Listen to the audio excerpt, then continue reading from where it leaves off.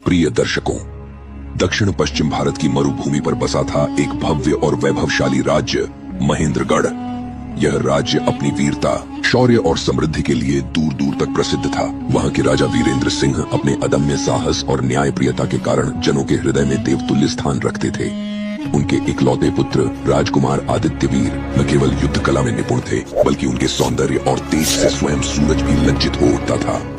एक दिन राजकुमार ने सोचा, क्यों न शिकार किया जाए। एक लंबे अरसे से शिकार पर नहीं गए हैं और राजकुमार अपने सेनापति तथा सैनिकों के साथ घने अरण्य की ओर निकल पड़े। वह जंगल अत्यंत रहस्यमय था।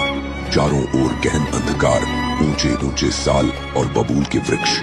दिन भर शिकार के पश्चात जब सूर्य अस्ताचल को चला तो सेनापति ने राजकुमार से कहा, राजकुमार आदित्यवीर, अंधेरा होने को है, यह समय महल चलने के लिए ठीक नहीं है। हम कल प्रातः काल में ही महल की ओर लौटेंगे। और राजकुमार आदित्यवीर ने ही भी हाँ कर दी। सेनापति ने राजकुमार के लिए रेशमी तंबू लगवाया और सुरक्षा हेतु सैनिकों को पहरा देने की आज्ञा दी। धीरे धीरे रात उतर आई। अंधकार ने पूरे वन को निगल लिया और मौन की चादर तनी रही। तभी अचानक वातावरण में एक मादक सुगंध फैलने लगी। साथ ही दूर से एक पायल की मंद मंद झंकार सुनाई दी। राजकुमार आदित्यवीर ने उठकर उस दिशा में नजर घुमाई, परंतु वहां केवल अंधकार था। फिर भी उस रहस्यमयी गंध और झंकार ने उनके मन को विचलित कर दिया, जैसे किसी जादू ने उन्हें अपने वश में कर लिया हो। चलते चलते वे जंगल के एक खुले स्थान पर पहुंचे, जहां एक झील पर मानो चांदनी सी बिखरी थी। झील के जल में एक अद्भुत, अनुपम, अलौकिक सुंदरी स्नान कर रही थी। उसका शरीर चांदनी से भी उज्जवल और उसकी पायल की ध्वनि जैसे रात के मौन को भेदती हुई सीधे आत्मा में उतरती जा रही थी। राजकुमार ने मोहित होकर कहा, मैं आ गया हूँ सुंदरी। इन वह स्त्री मुस्कुराई, झील से बाहर आई और बिना कुछ कहे उसका हाथ थाम लिया।